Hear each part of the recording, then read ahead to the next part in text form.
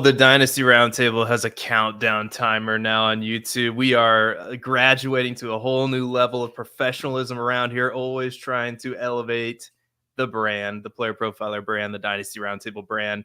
But we're here to do hopefully what is not going to be a 3-hour show tonight or a 4-hour show or God knows how long it could possibly go.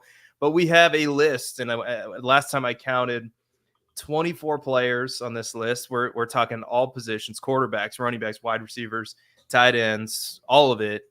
Players to buy right now before the NFL draft kicks off officially in 2 weeks.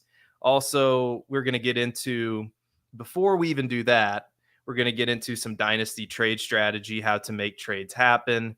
And we're going to touch on Rashee Rice a little bit. But Matt, first of all, how are you doing tonight?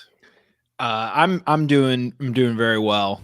It's been a busy week, but always glad to kind of take this time once a week and step back from everything going on outside of fantasy football and just chop it up with the best live crew, with the best co-host, the best chat in the business. And so it's always a joy to take this time out and be here with the people.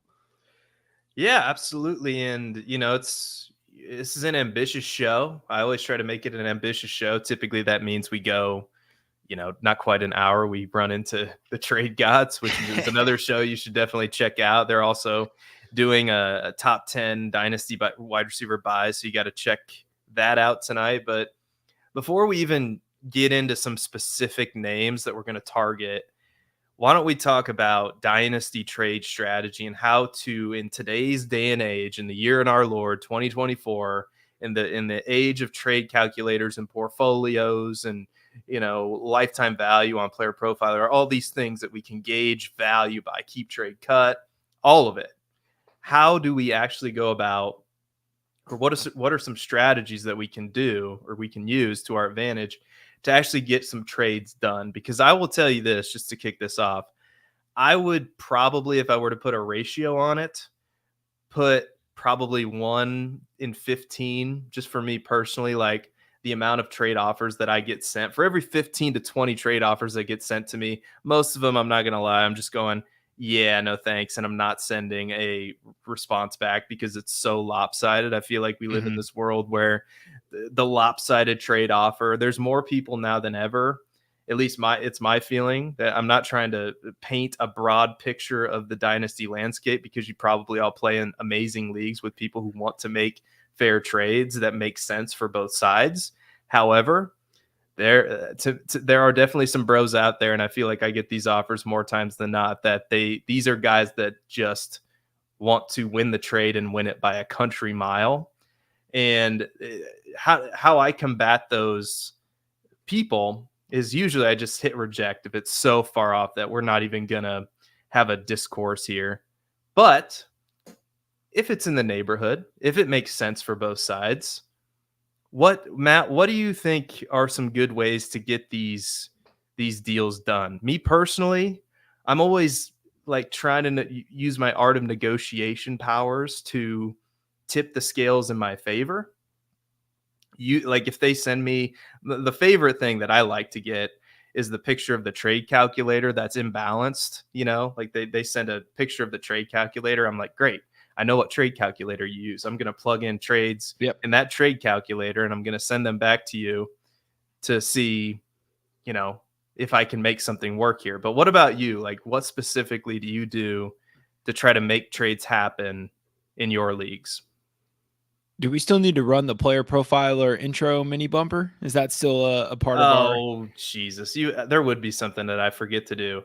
All of that and much, much more. Well, I don't know. We did a countdown already. I think we might as well just skip it. I feel like it's too late. I feel like the ship has sailed. The ship has sailed. We're 5 minutes into the podcast. Yeah. Anyway, so I had the pleasure of talking about this topic on the Game Plan on Saturday with Matty Kuum, another great podcast that you should check out if you're not listening to that. But we kind of determined that the fundamental must do of Dynasty is simply have fun.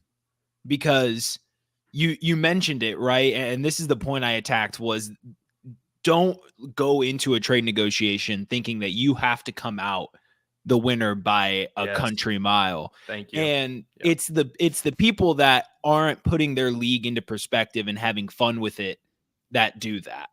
Because there was one trade offer with Emerson Beery during the middle of the season where I'm not going to lie, I don't like the way it shook out for me, but I traded DK Metcalf, and I can't remember the other asset that I shipped off, but I got Chris Godwin and then Sam Howell back. At the time, I needed a quarterback to put in my lineup, but I could have been very serious and said, this trade calculator says this. What do you? But it's a podcast league. We're putting, like $25 or something to it. I needed it. Have a little fun with it. I accepted the trade offer. Let's see what happens. So that's one of the fundamental is like just have fun with it. But if you're going up against somebody that is trying to, win by a country mile, this opens the opportunity to start having productive conversations, asking them their thought process behind the trade, particularly asking questions like, what does this trade do for me? Like, how does this benefit me? And then the answer to that question can tell you whether or not you're going to continue to have a trade conversation with this person. If they are very clearly just misvaluing this player and they think like, oh, well, you get out of a risky asset for a couple of late round picks. Okay. There's a fundamental difference to where you're evaluating this player. Let's either talk somebody else or we can just shut this trade conversation down. Alternatively, a counter is always a great idea, no matter how ridiculous the offer is. Because if there's one thing my father has taught me in this life, he's in the chat, but the answer is always no until you ask. So there are people that are going to live by that mindset, right? Like, all right, well, maybe if I lowball him a little bit, he'll accept. You never know where someone's evaluation of a player is. So is it, great etiquette to, purposely lowball people to see if they accept? That's a debate for another show. But throwing a counter can always help too. Like, hey, what does this side do for me? This is what I'm thinking this way. And, you explain your process. The more transparent you are about your process, the easier it's going to be to get trades done. Yeah. Go ahead. Sorry, I didn't. No, I was just gonna say you don't have to be the Texas Hold'em player, like poker face, keeping your cards to your chest. If a trade's gonna get done, you want to do something that's different than your trade partner. That's why you're making this deal. There's no benefit to hiding what your plan is. Yeah, I think that's, some people are, going to poop. I think that's super important because the ultimate reason why we play this is to have fun. Now, that doesn't mean just shoot from the hip and just make a bunch of trades just to make trades. But also, like, if you need a quarterback, especially in a super flex league, like I know that league is, our Dynasty Roundtable league is a super flex league, and you feel you're a competitor. I kind of hate this, Matt. I hate the look at this trade, who won the trade, when we have no context of the league, no context of who's good, of who's not good, what kind of team you have. It's BS, really. You'll never see me. Maybe I've done it, but very sparingly, just to get a gauge of the public opinion of the trade. And we've talked about it on this show. The horrible trade that went terribly wrong for me a year ago with Daniel Jones and Garrett Wilson. But I'm not afraid from that. I don't shy away from that stuff. That's just me. I like sometimes you don't win the trade in the long run, but you're kind of pushing your chips in to win a championship. And Maddie, when I was we both go on the game plan, but when I was on the game plan, that's what Maddie and I talked about, because Maddie's he's very much a push the chips in to win, because it's all about winning championships. And if you win a championship, you can bankroll your league for 2-3 years, maybe more, depending on the size of the league. And every league's different. Like our Dynasty Roundtable league is relatively low stakes. I play in some higher stakes leagues that I take more seriously, that I'm willing to take, or rather, I'm willing to take more risks in those lower dollar leagues, as opposed to like it's tougher to get trades done in those higher dollar leagues. But I think you're absolutely right. I think that's important. And negotiating in good faith, I feel in the long run helps you out immensely, Because if you are the person sending those lopsided trade offers, like I just told you, if I get a lopsided trade offer, I'm just hitting reject, most likely, and I'm not giving you this back and forth thing that you want. Maybe your goal was, hey, I'm going to shoot out this trade offer and hopefully he responds with something.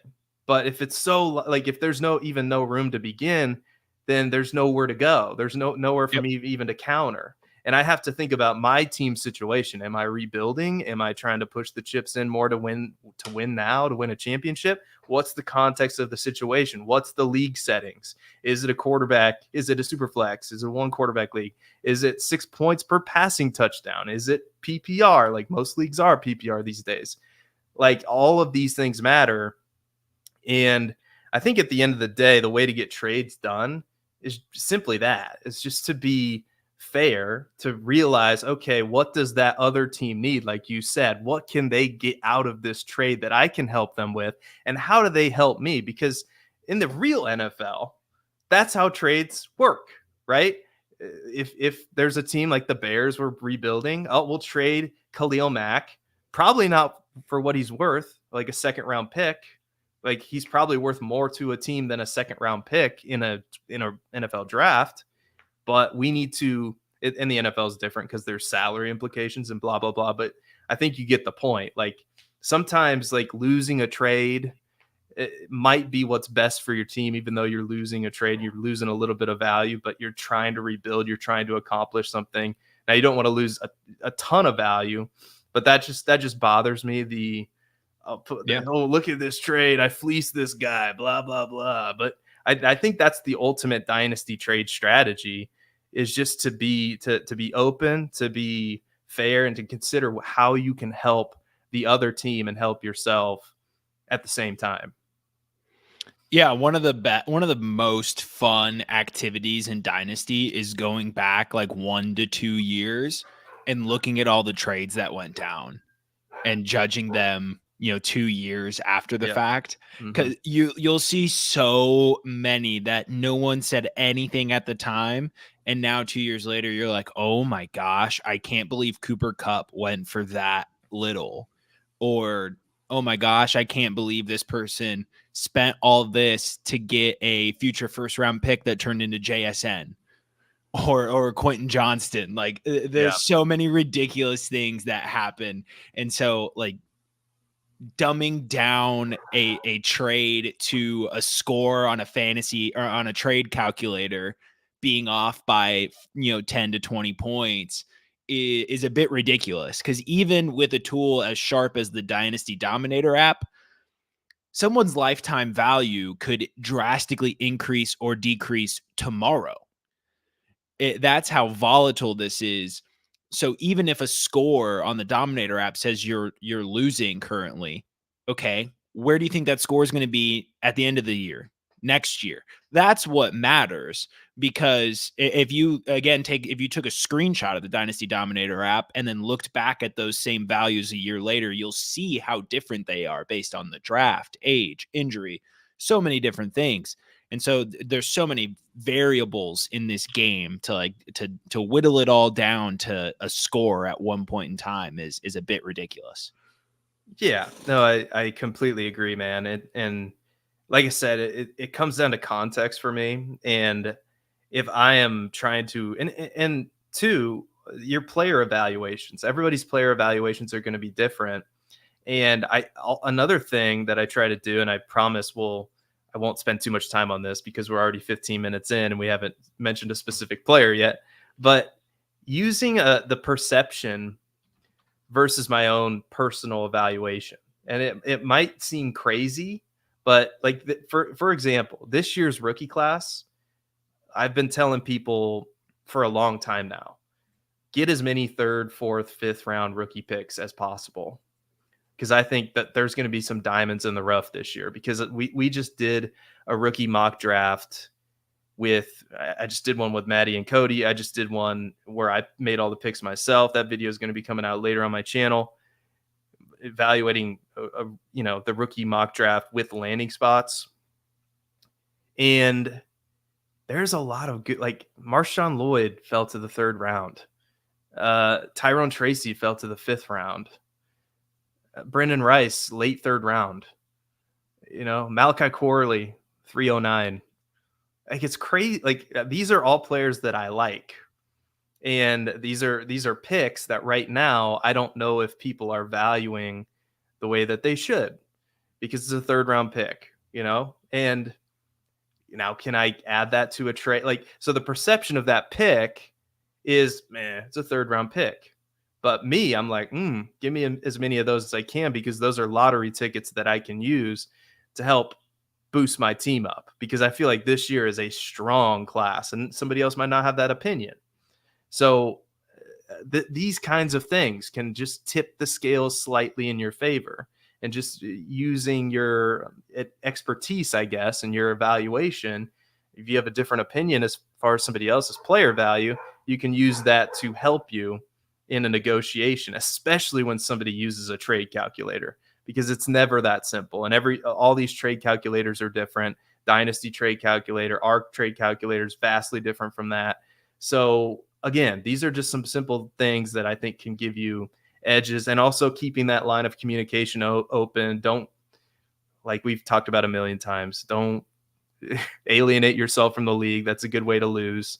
And yes, so all of these things are good. There's so much good stuff in the chat going on. Thank you guys so much for watching. Don't forget to click like and subscribe. But I'd like to shift the conversation before we talk about our buy list, which I promise we're going to get to. News broke today. Rashee Rice, man. Rashee Rice, apparently a warrant is out for his arrest. Matt, you were talking to me about a Twitter account today that does a good job. I believe FF Davenport or FF Drew Davenport on Twitter of breaking down some of the legal ramifications. And we both kind of, after talking it out before the show, decided that you can't trade Rashee Rice now. I don't know if you can trade for him right now. It's one of these weird dynasty situations where we're stuck in limbo until we find out more information, because the range of outcomes is absolutely insane. I mean, he could be facing jail time. That's the rumor. I'm not a legal expert, but he could also get a suspension of some kind. Like, something bad is going to happen. We know his value is down, but what are your thoughts given that whole situation? Yeah, so I'll start by plugging Drew Davenport at Drew Davenport FF. He's a lawyer, covers all sorts of legal situations around the NFL. Does a he's the best at providing context, because as we all know, like, as soon as a headline goes up, everyone starts talking about it. There's so many different details, and so he's the person I look to kind of take a neutral stance, break things down, and always, my trusted source. So just kind of skimming through his thread on the update. So there are a lot of talks about, potential intoxication, any gun charges. So there are no charges related to either of that. They're all related to the crash and the injuries that were succumbed from the crash.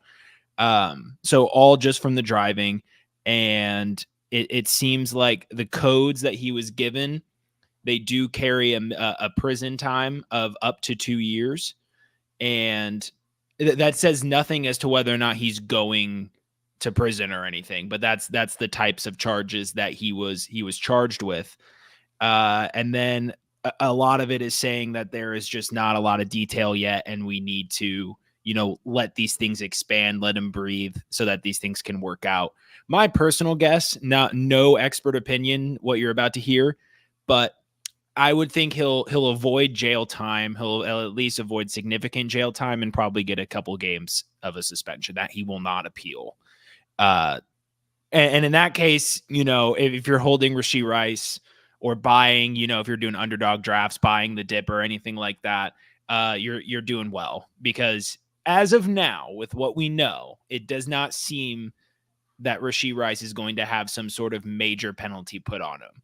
But I do think it's a hold situation, because there's still so much unknown left out there. I'm not going to be buying and getting so overinflated in my exposure to Rashee Rice, because things can break like that. Things can go sideways. So I'm a firm hold. I'm not buying or selling Rashee Rice until I know more details. I think that's wise. I think that's the right thing to do. And you're probably like, if you have Rashee Rice, and I told you this before the show, I have an offer in my inbox that I'm going to reject. It's a super flex league, but it doesn't matter. They're trying to trade me Aiden O'Connell and Gardner Minshew for Rashee Rice. And that's just, I'm never going to make that deal because Rashee Rice, if he plays, I mean, obviously the situation's unbelievable in Kansas City. And he proved on the field that he can be a very effective player for fantasy football. And so that's just never a deal that I'm going to make, like, and those are the kinds of deals that are probably out there. And if you have an example, feel free to share it in the chat, because you just can't, you can't sell them. It's hard to buy them. Rashee Rice is just a hold, as far as we're concerned. Now let's get to this list. Okay.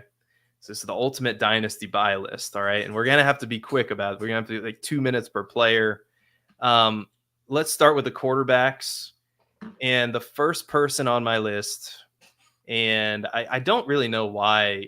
I think it's just because he was the number 1 overall pick and he wasn't as successful as some people thought he should be right away. But this guy was the quarterback 10 overall, the quarterback 17 in fantasy points per game. He's on a pretty good offense with good weapons. And that's Baker Mayfield. Like Mike Evans returned. Chris Godwin's still there. He has Rachaad White out of the backfield. And in some of these super flex leagues, it's players like Baker Mayfield, who is a starter in this league. It's so valuable. I know it's simple, but it's valuable. Also, he's just, not that age matters as much for quarterbacks. He's only 29 years old. He just turned 29. And I really believe he's in this Kirk Cousins, Jared Goff level, at least for fantasy. He might not be able to ever take a team to the Super Bowl, but I don't really care. Like, to me, he's a perfect quarterback too. What say you, Matt? Yeah, I would definitely agree. I was just looking at the number of spike weeks he had. I think it was 5 QB or top 12 finishes last year en route to being QB 17. So it was the floor that really got to him. But being able to flip a mid-second plus or an early second for Baker Mayfield as a competing team, because I think everyone knows, if you're going out and grabbing Baker Mayfield, you're going to be competitive within the next few seasons. So if you're trading a second round pick to get a locked in QB2 in Superflex, I'm all over that. And it's going to be the same thing for most trending up quarterbacks. If you're a quarterback with upside and I can get rid of a second round pick or later to secure a QB2, then I'm probably going to pull that trigger, because if I'm QB needy enough to do it, but in the position to win now, it makes so much sense to make those moves, especially for guys that have 3 to 4 plus years of prime production. Yeah, and it just on a keep trade cut, that's right around what he's valued at an early second round pick. So I'm glad you mentioned that. And I agree. I think, one of my experiments this year, and I'm not shy about it, is seeing how far down the board I can push that quarterback to. And Baker Mayfield, I think, is a good example. Like in dynasty startups, when I'm building my rosters, that's just one of the strategies that I've been attempting to do. And this next quarterback is probably a little bit more expensive, but I still think he falls in that category. And it's Kirk Cousins. I feel like Kirk Cousins is the consistent model of the quarterback. Like, I feel like these quarterbacks, sometimes people get in their heads like, oh, like I said about Baker Mayfield, they're never going to win a Super Bowl. Well, that doesn't really matter for fantasy football, because Kirk Cousins goes to the situation in Atlanta that maybe it's not as good as the Minnesota situation as far as pass catchers, but it's pretty damn close with Drake London, Kyle Pitts, Bijan Robinson. They signed Darnell Mooney, bring over Rondale Moore.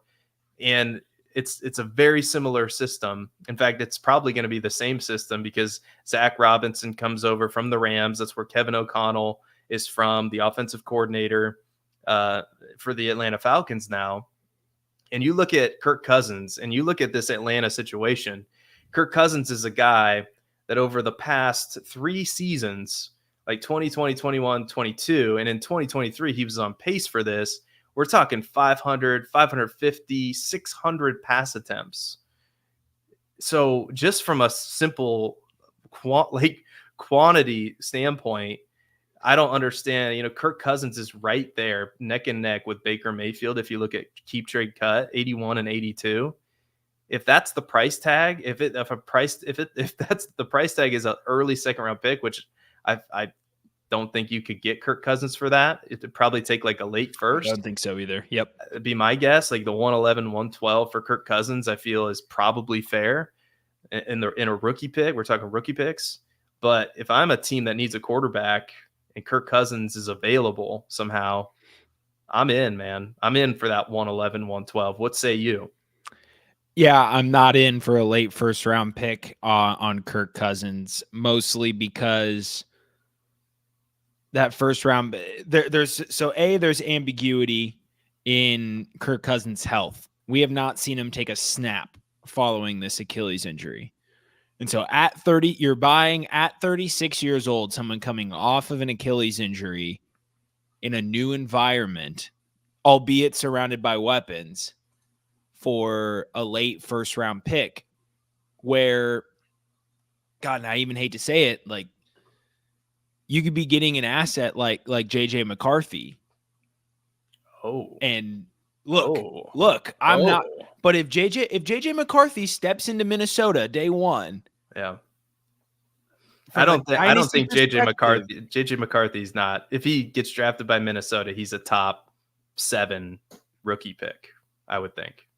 Yeah, I would tend to agree. But regardless, I don't think the talent that's there at the back of the first round is worth that short-term rental for a quarterback unless you are truly like every single spot of your roster is taken care of. And then you need to trade for a quarterback. You can trade a first for Kirk Cousins, but why not shoot higher if you're willing to get rid of a first? What do you mean by shoot higher? Package up a first and tier up to a quarterback like Jared Goff, even 30-year-old Jared Goff. That's the next quarterback on my list. Yeah, I mean you could talk about why you like Goff right after this, but that's what I would rather do if I'm willing to pay a first for Kirk Cousins. I'd rather try and move up and tier up and get Jared Goff. See, I almost view Kirk Cousins as I'm closer in value to Jared Goff. Like I'm kind of astounded that Jared Goff is valued as high as he is on Keep Trade Cut. He's at 61. Kirk Cousins is at 81. Jared Goff did finish as the quarterback 7 in fantasy football last year, back-to-back seasons of a top 15 in fantasy points per game, quarterback 11 in 2023 in fantasy points per game. And this is another distributor, man. It's great for the pass catchers. He's also one of these quarterbacks who will throw for over 600 pass attempts, 605 pass attempts last year.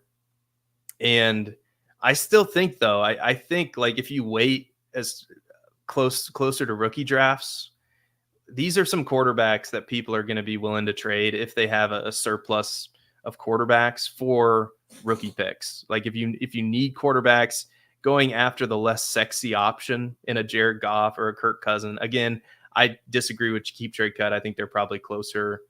They should be closer together. I think they're in very similar situations, really. So for that reason, Jared Goff, again, is in that same tier for me, and he's a buy. But you would value Goff a little higher than Cousins, correct? Yeah, I agree with you where I think Keep Trade Cut's valuation is inflated. Part of me wonders if that's due to the Lions run in the playoffs. Like people are going to Keep Trade Cut. They see Jared Goff. He's on a playoff run. You know, he gets a little boosted value from that just kind of for being on TV playing football longer than other players.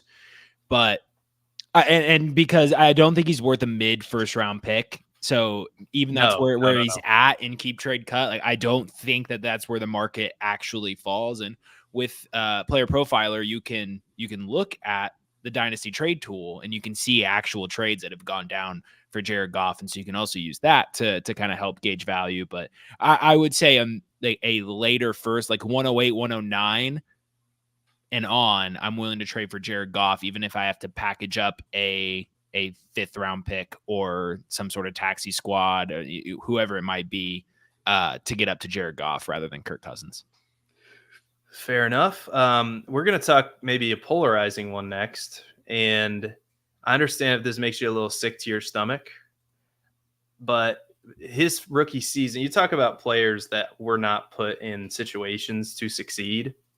And everybody knows they should have taken CJ Stroud. Everybody wanted CJ Stroud except for the owner.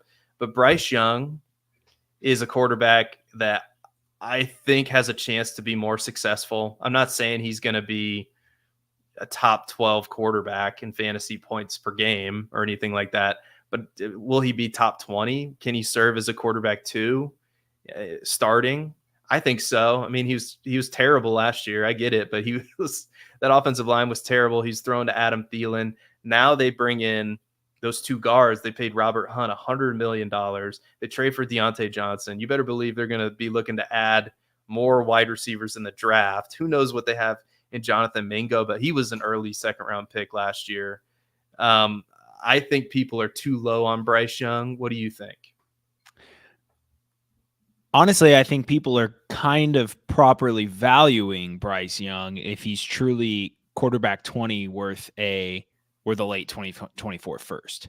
So tell me, what right now would you rather have, Bryce Young or JJ McCarthy?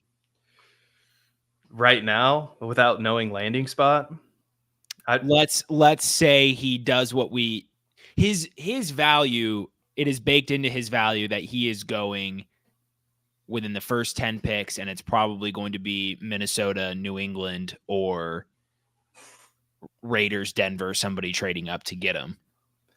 Yeah, if it's Minnesota, that I think that helps me, because I wouldn't have a problem personally trading JJ McCarthy for Bryce Young, because I have my concerns about if he can develop at the next level. It's all over the board, this JJ McCarthy evaluation, and I think you and I fall somewhere in the middle. Our comp for him, and I don't want to put words in your mouth, I'll just say my comp for him, I think it's a good one, is Zach Wilson. I think he's a more talented Zach Wilson with a better head on his shoulders. And that's not meant to be disrespectful. It's just kind of the prospect that we think he is. I think he could be really good. And I think the situation for him is going to matter more than any of these other rookie quarterbacks. If he winds up in Minnesota, that is perfect for him. If he winds up in New England, good luck, man. Good luck, because you're going to probably be asked to start right away, I would imagine. Get ready to learn handoff to Ramondre Stevenson, buddy. Yeah, if you go to New England for 2 yards, or a loss of 2 yards, and he's going to be in the Bryce Young situation. And this is kind of where I was going with that. Yeah, he's going to be in the same situation that Bryce Young was at last year. So I do think Bryce Young is pretty close to being evaluated perfectly if we're looking at keep, trade, cut. But I'm good with buying Bryce Young. And I think I'm even willing, unless I need to win next year, I think I'm willing to trade for Bryce Young over Kirk Cousins because of the upside. There is so much positive to his game that was canceled out by awful game planning, awful coaching, horrendous offensive line, and the clouds part, the sun shines down, and look who it is. It's Dave Canales, now the head coach. He just auditioned to be the head coach of the Carolina Panthers with what he did with Baker Mayfield and that offense. I think they're going to try and go out and get an alpha outside receiver in this draft. I think they know what they have in Jonathan Mingo already. Thielen's getting old. It's time to figure out a way to replace him. Deontay Johnson is kind of that replacement since they're both slot receivers. So I think they're going to add again to that core. And Bryce Young has a lot of talent, and people are going to start eating their words when they said he sucked in his rookie year, and they see him with actual coaching, actual development, actual offensive line, because there wasn't a lot of bad traits It's not like the Justin Fields, where he doesn't have any surrounding talent, but he's still holding on to the ball too long. He's still not making the right throws. He struggles when to climb the pocket. Bryce Young knows how to do all that. He just didn't have any surrounding help at all. They were asking a 22-year-old kid to step up into the NFL and just lead him to the promised land. And shocking enough, he needs help to do that. But my comp for JJ McCarthy, for those who want to know, funny enough, is the exact player profiler comp, and it's Alex Smith. I think he's just a game manager plus that may not be great for fantasy, but he'll be pretty darn good for an actual NFL franchise. Yeah, that's well said. That's well said. Yeah. Very true, Theo. Yeah. Thank you for stopping by. Yeah. Theo, our head of content, shout out to him for stopping by. And the last quarterback I want to bring up, because I don't know what's going on with Justin Herbert, but you look at keep, trade, cut. He's outside of the first round. He might be impossible to trade for because, let's face it, if you have Justin Herbert, you're not giving him up for anything less than, I don't know, 2 firsts plus, probably more. I don't know. It's impossible to trade for one of these elite quarterbacks. But if there's a way to make it happen, if there's a chink in the armor, I want Justin Herbert. I don't care that he doesn't have anybody to throw to. I don't care that Keenan Allen, Austin Eckler, Mike Williams, Mike Williams was hurt all the time anyway. They're going to draft a wide receiver. They're going to draft a running back. They're going to make moves to improve this offense. They might even draft an offensive tackle with the number 5 overall pick. Rumor has it that they are very much interested in Marvin Harrison Jr. if he were to fall there. If quarterbacks go, can you imagine Marvin Harrison Jr. with Justin Herbert? That would be amazing. That would all of a sudden his value goes right back up to being a Neighbors top 7. Is an option. Neighbors most likely will be there. I mean, who knows if they go the Brock Bowers route? I don't know, man. This Justin Herbert thing is wild. He's still young. He's still, in my opinion, an elite quarterback. And now we're not treating him like an elite quarterback. As much as I love Caleb Williams, I mean, would you trade the 101 for Justin Herbert right now? I think I would. Am I crazy? The 101 in a super flex. The 101? Which it's Caleb Williams. Would you trade Caleb Williams for Justin Herbert? Theo, you got Herbert at 11th in a recent startup. Where did Caleb Williams go? I'm very interested to see. Probably the next pick. Probably. I mean, I'll admit that's where he goes. I'll admit that he is the only player that would make me think about it.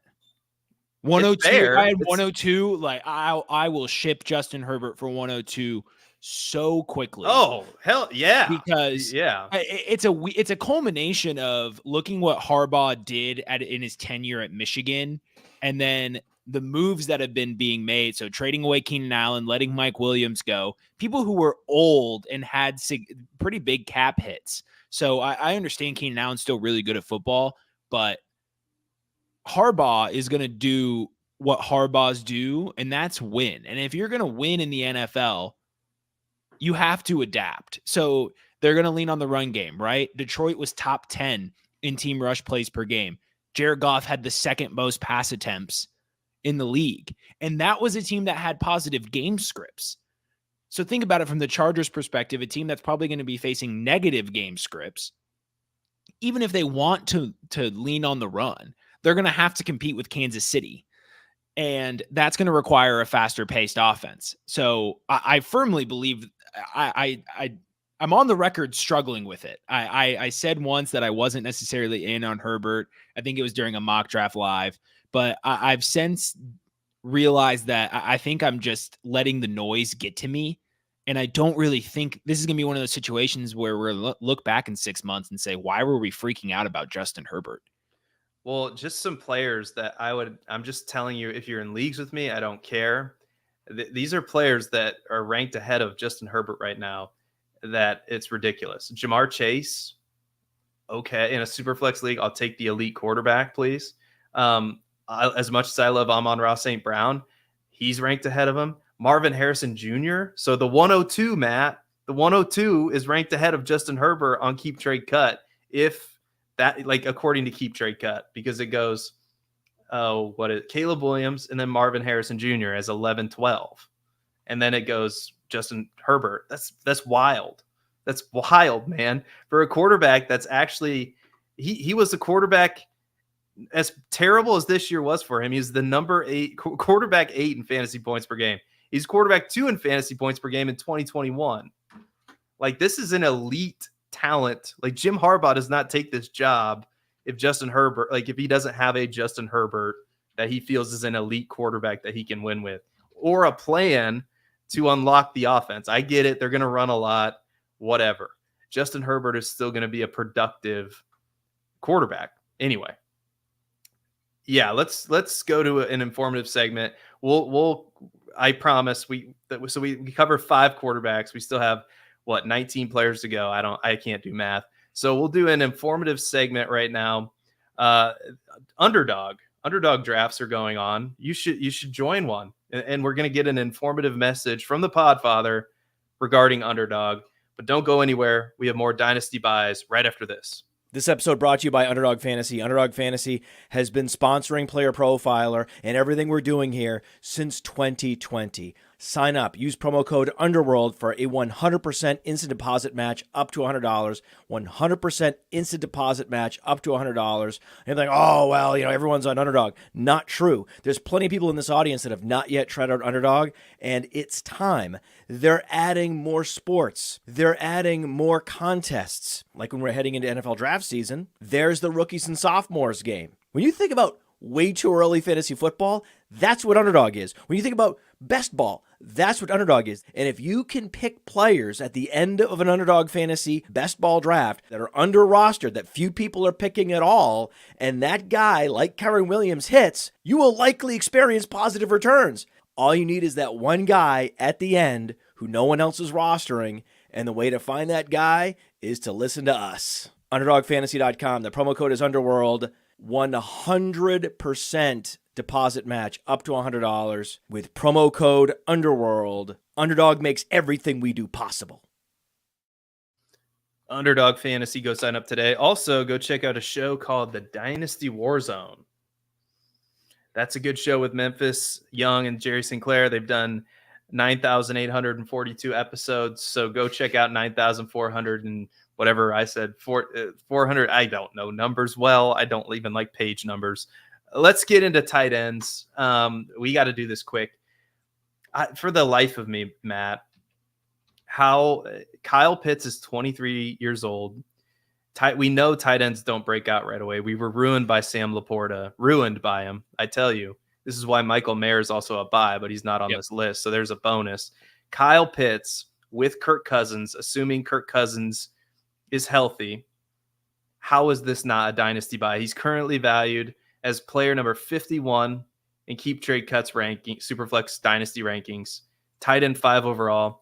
In my personal rankings, I have him still as tight end 2. Am I crazy? I think Kyle Pitts is a massive buy.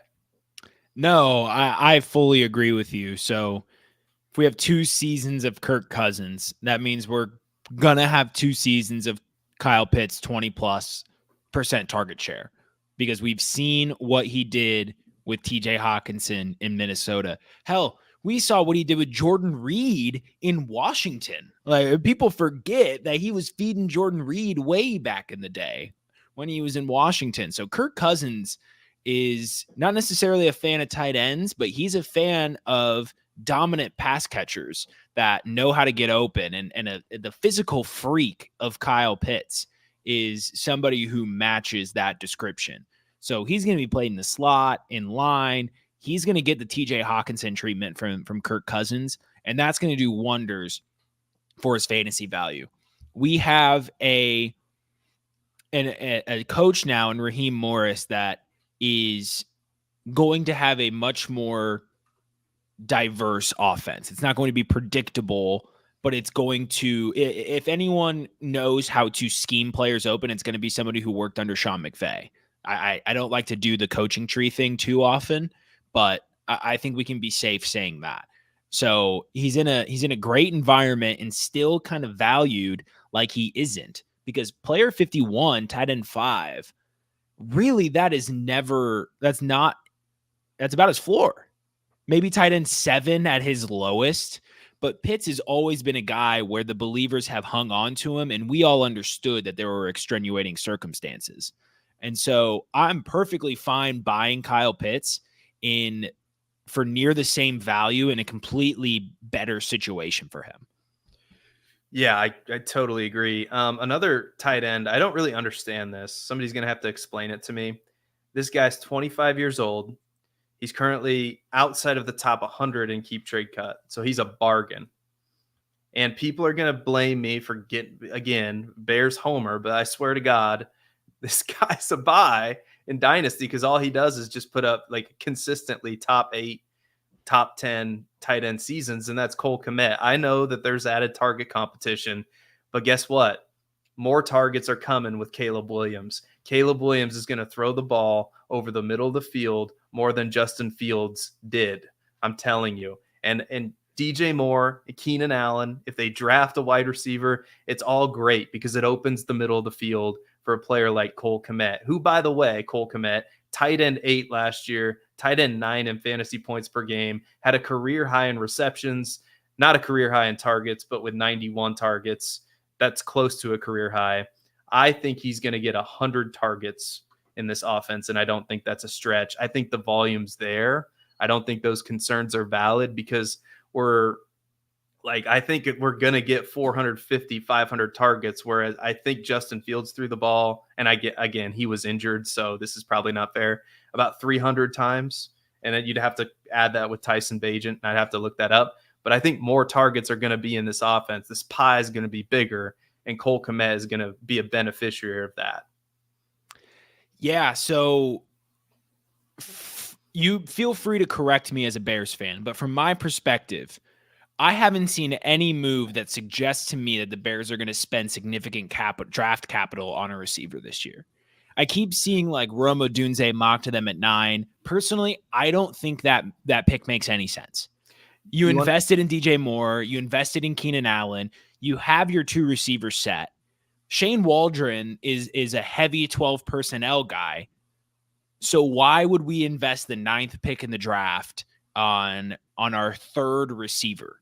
It just doesn't make a lot of sense to me. Maybe in the 2nd round after they've taken some more premium positions, but this organization feels like they are smarter about doing things like trading back and taking premium positions in the draft, like offensive line. They're not a perfect roster, and I think receiver is near the bottom of their needs list. So not only do I think it's likely that Cole Kmet survives the draft, I mentioned Shane Waldron's usage of 12 personnel. Even if that receiver is selected, who's to say it's not Jackson Smith and Jigba all over again, where he's not even seeing the field that much because it's Keenan Allen and DJ Moore with Cole Kmet and the Gerald Everett that was signed to the Bears. So you just blew my mind a little bit because Shane Waldron is literally the offensive coordinator for the Bears, and they took a wide receiver way high in the draft, pick 20, I think. But yeah, you're absolutely right, Matt, because where's the gaping hole on the Chicago Bears? It's on the defensive line. Who's going to be there?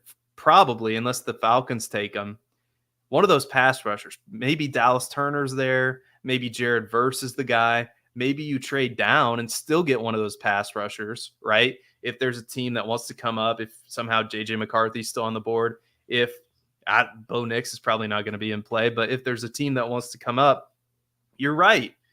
To me, like their biggest need is pass rusher. Their biggest need is still they need more on the defensive line or offensive line.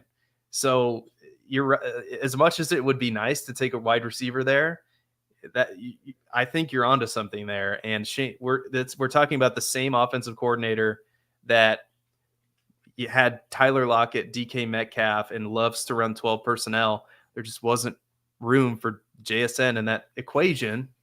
And if a rookie wide receiver gets drafted to the Bears, I think they have all the pieces that they would like to have in their primary sets right now, especially in 12 personnel. And they still have Tyler Scott there that they took last year that I think they like a little bit too. So I agree. So I think Cole Kmet is insulated and it's a lot safer than people think. And for the record, I do think they come away with out of the first 3 rounds with a receiver.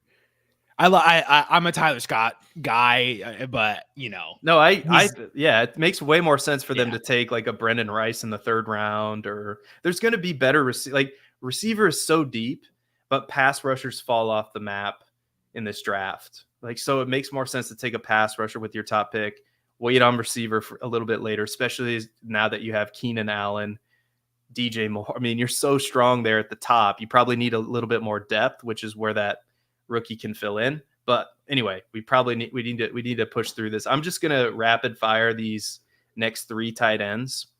I think Chigakonkwo is dirt cheap, and I think as far as I know, he's still a starting tight end in an offense with Calvin Ridley and DeAndre Hopkins. I think that opens up things for him in the offense, and you can get him for next to nothing. Pat Freiermuth, again, quarterback upgrade with Russell Wilson. George Pickens, this is another team that there's targets there now that Deontay Johnson is gone. Pat Freiermuth's a dynasty buy for me. And then our guy, assuming that Cincinnati does not take Brock Bowers, that's the one shot across the bow that could just ruin Mike Gesicki. But Mike Gesicki's a buy with Joe Burrow on a team that's not going to have Tyler Boyd anymore, might not have T. Higgins here soon. Who knows what they do with him? But those are 3 tight ends, like relatively cheap tight ends that I think you can buy to fill, a starting spot. Not that you need to do that right now, but those are 3 good ones, I think. The one comment I'll make there is that I'm not going to buy Gesicki until the draft ends and he escapes, because I don't think he becomes a guy that has unattainable value or unattainable trade market value after surviving the draft. He's still a guy that hasn't really performed well in quite a few seasons. And so I'm not willing to take that risk and then get absolutely obliterated by Brock Bowers going to Cincinnati. I don't think his value will really change after the draft. That's a good point. Moving on to running backs and wide receivers, and we'll go in depth in some of these. I do want to fulfill the promise that I made in the show title and get to 24. It might be difficult, but here we go. We'll get there. George Pickens, man. George Pickens, 23 years old. I think the evaluation on him is going to be all over the place. I think in some leagues you can take advantage of the fact that Arthur Smith is the offensive coordinator. And I have to admit, again, that Matty Kiwoom kind of schooled me on this, because I was very much in that thought process. Oh my God, Arthur Smith is in Pittsburgh. That's going to be terrible for George Pickens. But then you got to remember, Arthur Smith was good in Tennessee. That's how he got the Atlanta job. Who was that good for? A.J. Brown, who's a very similar player to A.J. Brown. Now, is he as beastly as A.J. Brown? I don't think George Pickens is that good, but I think he's pretty good. And now now he gets a quarterback upgrade. Now Deontay Johnson gets shipped out of town. Who knows what they do in the draft, but they haven't done much in free agency to bolster their wide receiving core. So what do you think about George Pickens? Yeah, so obviously this all can change with landing spots, but if the asking price is a late first and being able to flip 2 good prospects, but obviously they have their question marks, is Blake Corum and Adonai Mitchell, or Ladd McConkey, Trey Benson, that group of players that's going to the late end of the first round. I'm willing to just flip that and take the certainty of George Pickens, the game-breaking talent, who's finally going to have a quarterback where either Russell Wilson or Justin Fields may not be great, but we have seen plenty from Kenny Pickett and Mason Rudolph to know that the quarterback play can't get worse. And if we can get a quarterback that's actually capable of putting the ball near his hands downfield, he's absolutely a buy, especially for competing teams in the short term, because rookies are nice and they're exciting, but the odds of George Pickens putting up an RB or a wide receiver 1 or a top 15 season within the next 2 years are immensely higher than Adonai Mitchell. Yeah, I love that. Let's move down the list. Call me crazy, I still think Roschon Johnson's a buy, and I think he can do things in this backfield. I think the running back that is in trouble is Khalil Herbert because of the DeAndre Swift signing, because they do similar things. Like, you look at what Roschon Johnson was good at. He was good in pass protection. So that tells me he's going to be in on third downs with a rookie quarterback protecting him. And what's that going to lead to? That's going to lead to what we like most in fantasy football for our running backs to get targets out of the backfield. And we know Roschon Johnson is a good enough pass catcher and a good enough runner after the catch to make that happen. And this offense is going to be better. We know that because of the moves that they've made. And that's going to mean some more opportunities in the red zone, too, for Roschon Johnson. And DeAndre Swift has never played a full season in the NFL. So you're going to get spot starts from Roschon Johnson. And maybe that's good for Khalil Herbert, too. But I think Johnson is the perfect complement to a running back like DeAndre Swift and is going to get time on the field more so than Khalil Herbert. So I still like, even though they signed Swift, I think Johnson's still a buy. What do you think? Yeah, it's one of those things where I feel like I have to be wrong, but I don't want to listen to that part of my brain. I love Roschon Johnson as a prospect. It made me so mad at first that DeAndre Swift was signed, and then I sat and I said, "Wait a minute, DeAndre Swift was signed. This guy that was taken way too high in the draft and then traded to the Eagles, and then the Eagles had one season with him, and they're like, yeah, we don't really need this guy at back." Do you remember that weird draft day trade where the Lions traded him to the Eagles for it was like a pick swap, basically? Yeah. And then Kenny Gainwell still played the pass catching role and the long down and distance and the 2-minute drill role. And that's why I'm okay with the signing and buying Roschon Johnson, because buying that role at wide receiver or running back 45 is pretty safe, because those are the types in the modern day fantasy world, they score fantasy points because they're getting those targets. And the more Roschon Johnson picks up the NFL game and adapts to it, I truly think this is going to be a year where we see some added opportunity for him. And this is a new organization. So yes, they chose to go out and, it's not a new organization, but they're going to have a camp battle, and Roschon Johnson is going to have an opportunity to get some more touches this year, but he has that safe floor because the person ahead of him is not a pass catcher. Moving on down the line, I've proclaimed this as my favorite dynasty buy, and people think I'm nuts, man. People are blaming me for being a homer because he used to play for the Bears, but I don't care. This receiver in 2021 earned 140 targets. He was number 11 amongst wide receivers, and he had an 1,000-yard season that season. So why would an organization pay him $26 million guaranteed, $39 million total, when he's the last two seasons he's had barely 60 targets? It's because they know that he was misused. They know that deep down the field, he was the accuracy was not great, and that's Darnell Mooney.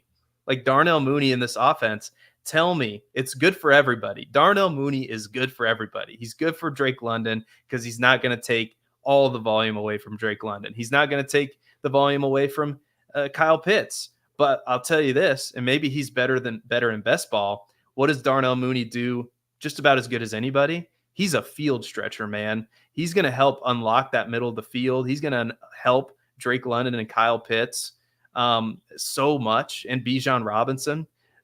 Darnell Mooney's an important piece to this offense. Now, is it going to translate every week into consistent fantasy production? Probably not, but there's going to be some boom weeks, and you're going to want him. There are going to be weeks where, I can put Darnell Mooney in my flex. It's going to be a nice little chess piece to have, and it's not going to cost you a lot. Yeah, just go look what he did in 2022 and beforehand. I'm not just talking about the box score stats. The fact that he was among the top route winners in the league. And then I believe it was either an ankle injury or he fractured his ankle or fractured his tibia, some lower leg fracture. And it took him a while to come back. And you can see kind of from the peripheral metrics that he was impacted by that throughout the season this year. It was a slow start for him, and then the circumstances around being in the Bears just weren't in his favor. But he's definitely a buy. Wide receiver 72. Just go look on Keep Trade Cut and look at all the assets that are surrounding Darnell Mooney, and he sticks out like a sore thumb because he's a starting wide receiver for the Atlanta Falcons right now with Kirk Cousins, and I think that's a great spot to be in. moving on down the line, Christian Kirk. The Love Jaguars' move was to sign Gabriel Davis to a 3-year contract, basically the exact same deal that Darnell Mooney got. And out of all the things they could do, right? Calvin Ridley goes away, who is, I believe, the top target earner in the offense. And now you replace him with Gabriel Davis. I feel like this is so good for Christian Kirk, a guy that's attached to this Jaguars offense that many people are down on, but like, I don't really understand why. We could have talked about Trevor Lawrence in the quarterback section. I think that's another dynasty buy, because on keep trade cut, like if Trevor Lawrence, like you just kind of look, quarterback 12, player 27 overall. That's way too low. Even though I just think he's way more talented than people give him credit for, and just stable. I know he hasn't had that breakout season yet that we thought we were going to get from him when he was drafted number 1 overall. Like we thought maybe he could get into that tier with Josh Allen, with Lamar Jackson, with Joe Burrow. Hasn't gotten there yet. I get it, but he's still a good football player, and Christian Kirk is going to be the beneficiary of that. Now they could draft somebody, so that's always a possibility with the Jaguars. You're never sure what the Jaguars are going to do, but right now Christian Kirk feels like a value. Yeah, I would have to agree. You're getting him at literally the same price that he was in the middle of last year while he was still playing. Like, that's what's crazy. Christian Kirk and Ridley were like wide receiver 35, 36, like truly right next to each other. And Kirk is still sitting there at 35 with no target competition. I don't care really if they draft anybody, because they're out of play for the truly elite guys. And Christian Kirk, I mean, you and I talked about it all offseason. Like, he is a favorite target of Trevor Lawrence. Trevor Lawrence loves him some Christian Kirk, and Doug Peterson loves scheming Christian Kirk open because Christian Kirk is good at football. And if he's right now the number 1 on the team, if they draft somebody that's not Rome Odunze, Malik Neighbors, or Marvin Harrison Jr., Christian Kirk is still the number 1 on the team. So you can get him now. You can see if his value dips after getting paired with another receiver through the draft. But Gabe Davis, come on. Yeah, so I'm going to power through these next 3 or 4 names. I think the Tennessee running back situation is interesting, and my preferred target there is Tajay Spears over Tony Pollard, because if you look at what Tajay Spears did, I think both of those running backs are buys, by the way. But if you look what Tajay Spears did in a part-time role backing up Derrick Henry, it's more impressive to me than what Tony Pollard was able to do in a full-time role with Dallas. Like, on a 52.9% snap share, Tajay Spears was number 9 in targets amongst running backs, number 7 in target share amongst running backs. Like, to me, that's like, I don't even know if I need to add much more than that, because I want my running backs to get targets out of the backfield, especially in these PPR leagues. But I could go further and say number 6 in yards per touch, number 5 in breakaway run rate. He was a good football player last year. I think he's a better football player right now than Tony Pollard is. And I still think Tony Pollard's good. I do. But I think Tajay Spears, and again, we're talking about a player, we've talked about the knee issue. It's the same knee issue that Todd Gurley had. So it's a ticking clock. But for the next 1 to 2 seasons with Will Levis, Hopkins, they add Calvin Ridley, I think Tajay Spears is a value. And I think if I had to guess just how this backfield is going to break down, I would guess 55% Spears, 45% Pollard. That would be my guess. But it could be closer to 50-50 than that. What do you think, Matt? What do you think of those 2 players? Wait, you think Spears gets the bulk of the touches? Yep. Do we need to? Should we do another roundtable bet? Because no way. Yeah, let's do it. What do you want to? I don't know. We need to settle. I think I lost the other bet with David Montgomery. We did, bet. But we didn't bet anything. Like we just bet each other, like just for zero monetary value. But so we'll take the games that they each are active in. Okay. And we'll take their opportunity share in those games. And if I'll create a Google Doc live on air because we need to keep track of this stuff. Okay.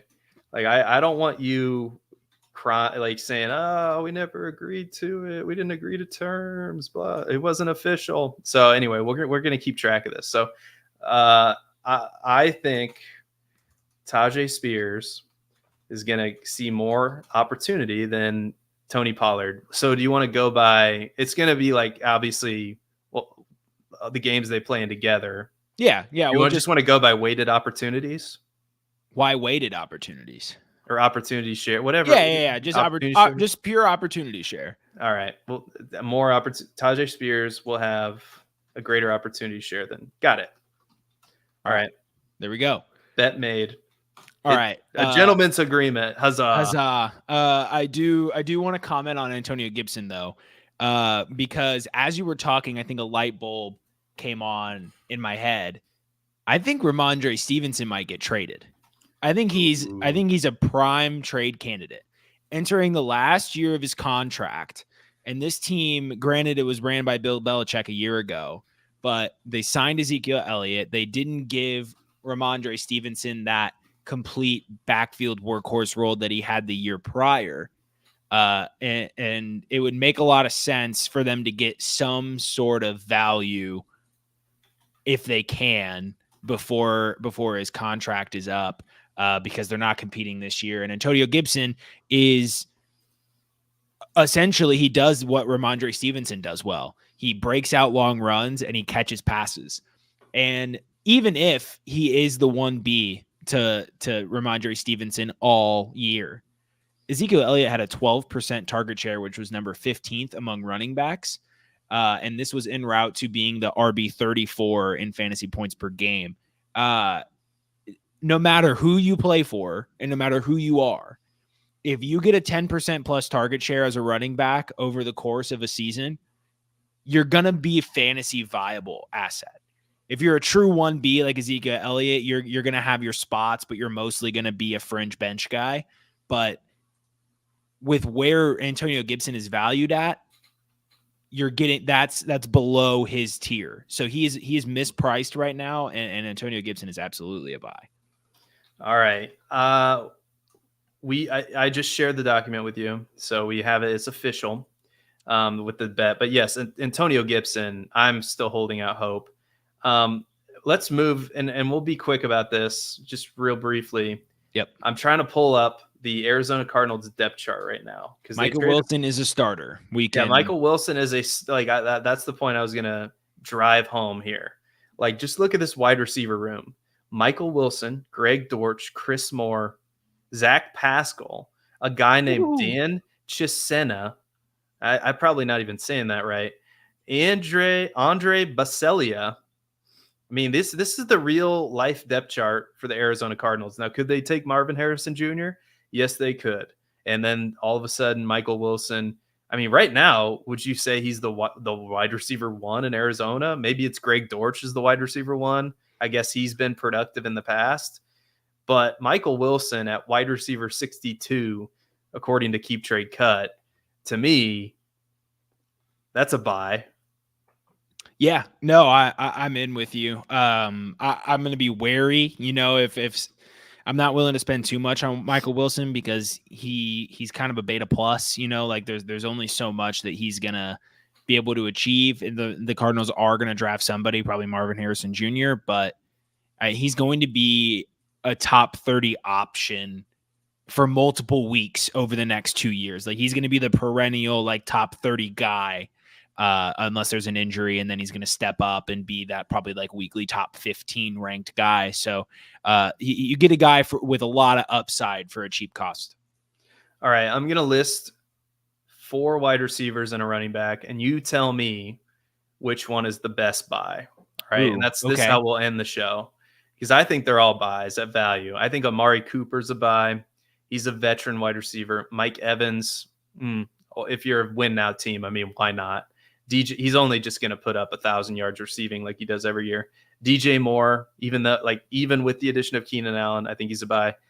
This is a pukey one, but I think it's a buy. Adam Thielen goes hand in hand with my Bryce Young take, and Josh Jacobs. I think Josh Jacobs is the reason why I don't invest in running backs in Dynasty, because I can just go trade for Josh Jacobs. It's fine. That can be literally the best running back on my roster if I construct it the way I want to, with good wide receivers, good quarterbacks, first, and then tight end is the cherry on top. Jacobs is going to be amazing. He's going to be amazing in Green Bay. He's the perfect running back. Perfect for that system. Like, perfect. They're going to, I cannot tell you how high I am on Josh Jacobs. And this is a guy who just, what could we say? I guess I'm answering the question before I'm letting you answer the question. Yeah, you said I'm going to quick rattle off 4, and then I'm going to also go into my explanation of why it's Josh Jacobs. 26 years old.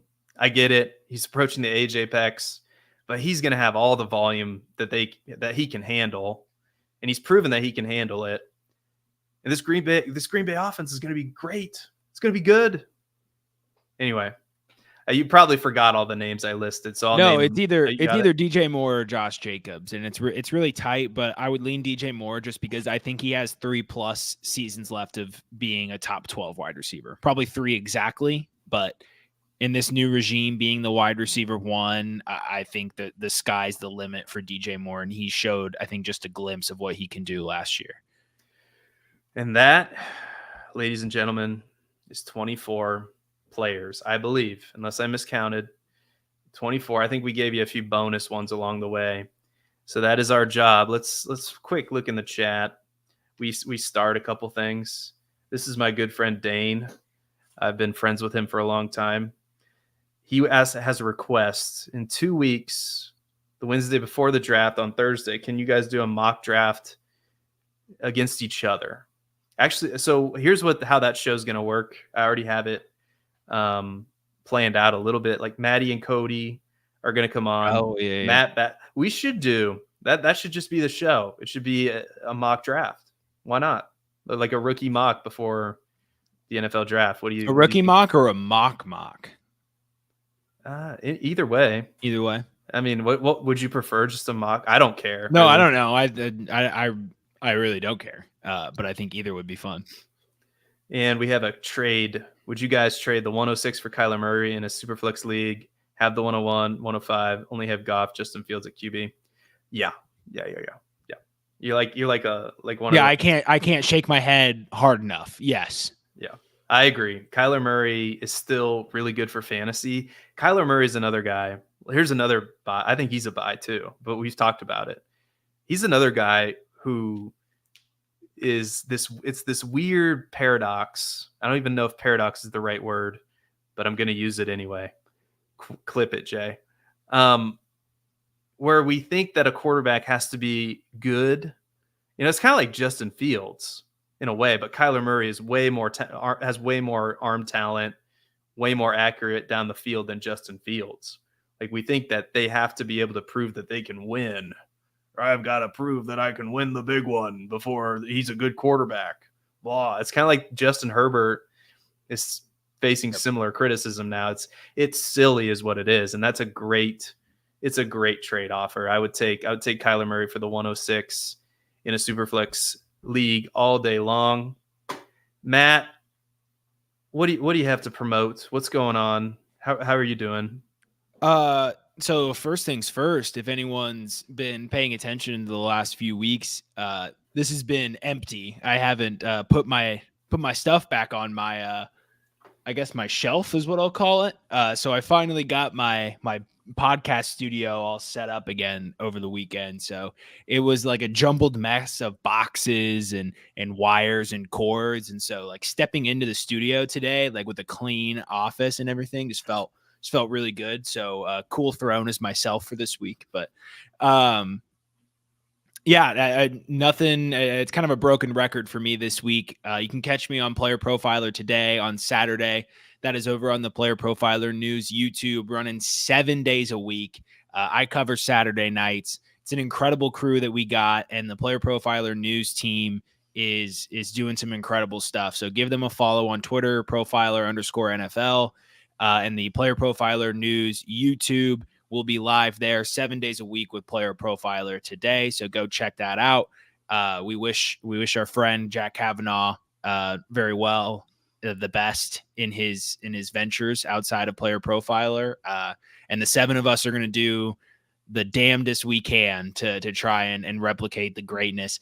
People you might not he was doing this 7 days a week. Jack Kavanaugh was going live 7 days a week, season round. I don't know how he did it. It's a grind that needs to be recognized. So, a quick thank you to Jack Kavanaugh, and a thank you to Seth for nominating myself. The Player Profiler Awards were released last week, and Seth nominated me for, I believe it was you who did the nominations. I know you wrote the article, but I was in on those. I was in on the meeting where those nominations were decided.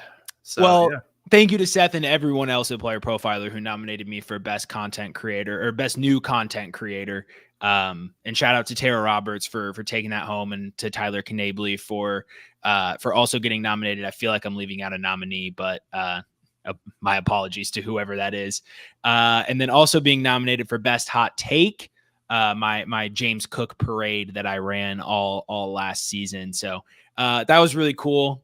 Spoiler alert, I hopped in the article in WordPress like 2 months ago because I saw it and it intrigued me. So I knew it was coming, but honored nonetheless. It's such an honor to be sitting here doing what I do for Player Profiler. So catch me on Player Profiler today on Saturdays, and keep an eye out for some more written work coming up in the future. Awesome. Yeah, you can go follow me on Twitter at Seth_Diewold, pronounced Diewold. I mean Diewold. I've been telling that funny story about. Have I told you this story about how Diewold got started? The press box announcer. Okay, good. You guys are just gonna. Maybe I'll tell it some other time. But anyway, a press box announcer pronounced it Diewold once, and it was hilarious. And so you can follow me on Twitter there. You can my YouTube channel. Same deal. I dropped as we were on the air here. I reviewed Cody's mock draft 3.0, which was published on the Player Profiler website under the article section or the fantasy home section. Either one. Go check those things out. It's cool to have Cody back. It's, when I say this, it's no disrespect to anybody else who covers rookies, but the way Cody covers rookies, you always come away with a more in-depth knowledge of something that you didn't even know that you were going to learn coming into that. And there's nobody that covers them better or more in depth than Cody Carpentier, and that's my guy. So go check out his work on playerprofiler.com. And until next time, Matt Babich, nobody cares about Aaron Rodgers. Wiseman for Heisman. Thank you to all the people in the chat who were just awesome tonight. We will do our best to get to more of your comments in the future. That might have to be a whole show. I don't know. But we'll see you next time. Bye-bye, everybody. Until I can figure out there it is. Hey, I want to thank you for being part of this broadcast. If you have any thoughts on it, leave a comment. If you enjoyed it, make sure you leave a like. And if you want to see more shows on the Player Profiler channel, subscribe to it. That's how we know you want more.